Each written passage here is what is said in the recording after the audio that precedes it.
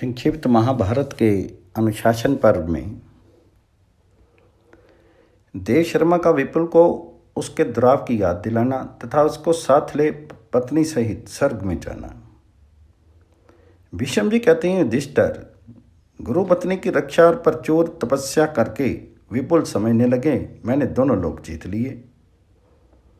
तदनंतर कुछ समय बीत जाने पर एक दिन एक दिव्य लोक की सुंदरी अपना मनोहर रूप बनाए आकाश मार्ग से कहीं जा रही थी। उसके शीर से कुछ सुंदर पुष्प जिनमें से दिव्य सुगंध आ रही थी देव शर्मा के आश्रम के पास ही जमीन पर गिरे।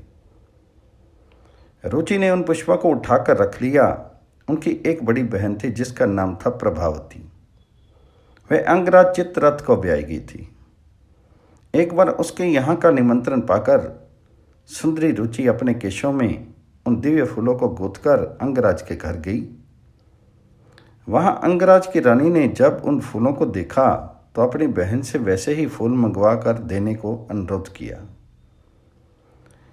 आश्रम में लौटने पर रुचि ने बहन की कही हुई सारी बातें अपने स्वामी से कह सुनाई। सुनकर ऋषि ने उसकी प्रार्थना स्वीकार कर ली और विपुल को बुलाकर फूल लाने का आदेश देते हुए कहा, तुम शीघ्र जाओ। महातपस्वी विपुल ने गुरु की आज्ञा पर कोई अन्यथा विचार न करके बहुत अच्छा कहकर उसे शिरोधार्य किया और जिस स्थान पर आकाश से वे फूल गिरे थे वहां गए। वहां और भी कई फूल पड़े थे जो अभी कुम्हलाए नहीं थे।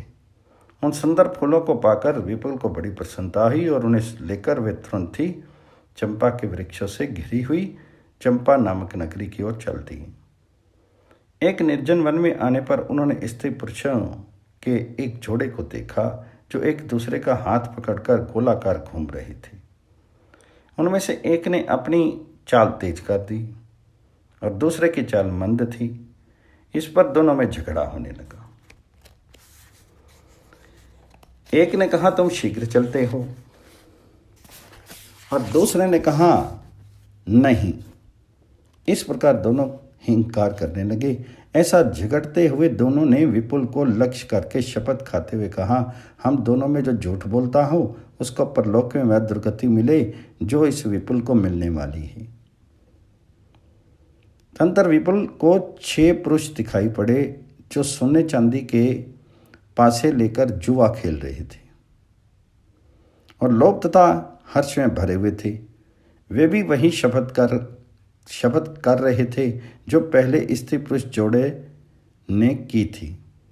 उन्होंने विपुल को लक्ष्य करके कहा, हम लोगों में से जो लोभवश बेईमानी करेगा उसको वही गति मिलेगी जो परलोक में इस विपुल को मिलने वाली है। इनकी बातें सुनकर विपुल ने जन्म से लेकर वर्तमान समय तक के अपने समस्त कर्मों का स्मरण किया, किंतु कभी कोई पाप हुआ हो ऐसा नहीं जान पड़ा। उधर उन लोगों की शपथ सुनकर उनके हृदय में आग सी लगी हुई थी। इसलिए वे अपने कर्मों पर खूब विचार करने लगे। विचारते विचारते जब कई दिन बीत गए तब उनके मन में ये बात आई कि मैंने रुचि की रक्षा करते समय अपनी लक्षणेन्द्रिय द्वारा उसकी लक्षणेन्द्रिय और मुख द्वारा उसके मुख में प्रवेश किया था। और ये सच्ची बात है, अभी गुरु से छिपा ली थी। युधिष्ठिर, विपुल ने अपने मन में इसी को पाप माना और वास्तव में बात भी ऐसी ही थी। चंपा नगरी में जाकर उन्होंने अपने लाए हुए फूल गुरु को अर्पण कर दिए और उनकी विधिवत पूजा की।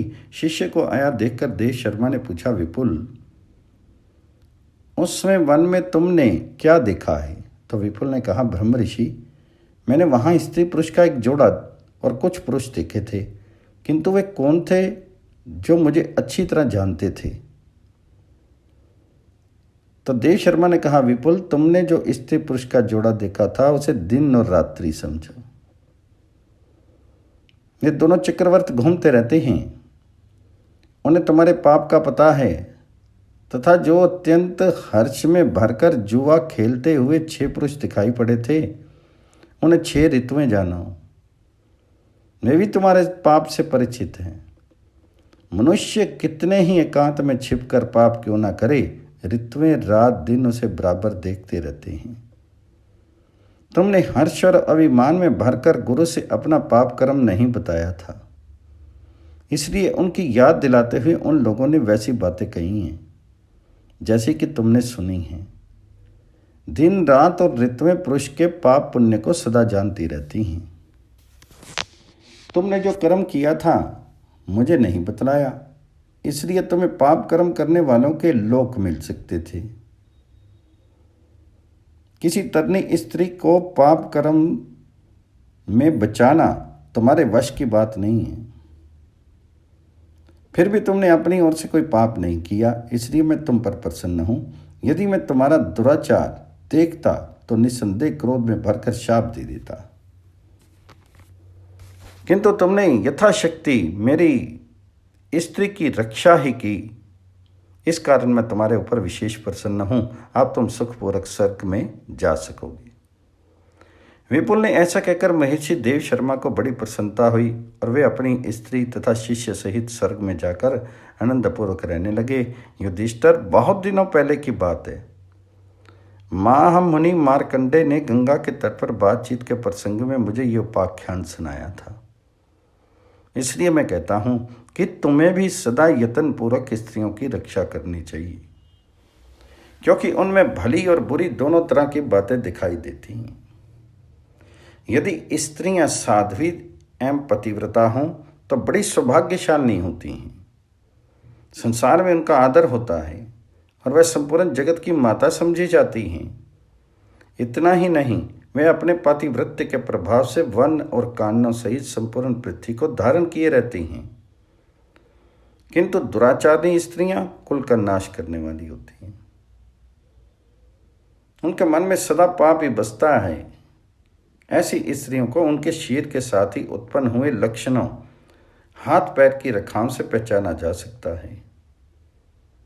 मनुष्य को स्त्रियों के प्रति न तो विशेष आसक्त होना चाहिए और न उनसे ईर्ष्या ही करनी चाहिए। उदासीन भाव से रहकर धर्म पर दृष्टि रखते हुए ही उनका उपयोग करना चाहिए। इसके विपरीत बर्ताव करने वाला मनुष्य मारा जाता है। आसक्ति के बंधन से सर्वथा अलग रहना ही सब जगह उत्तम माना गया है।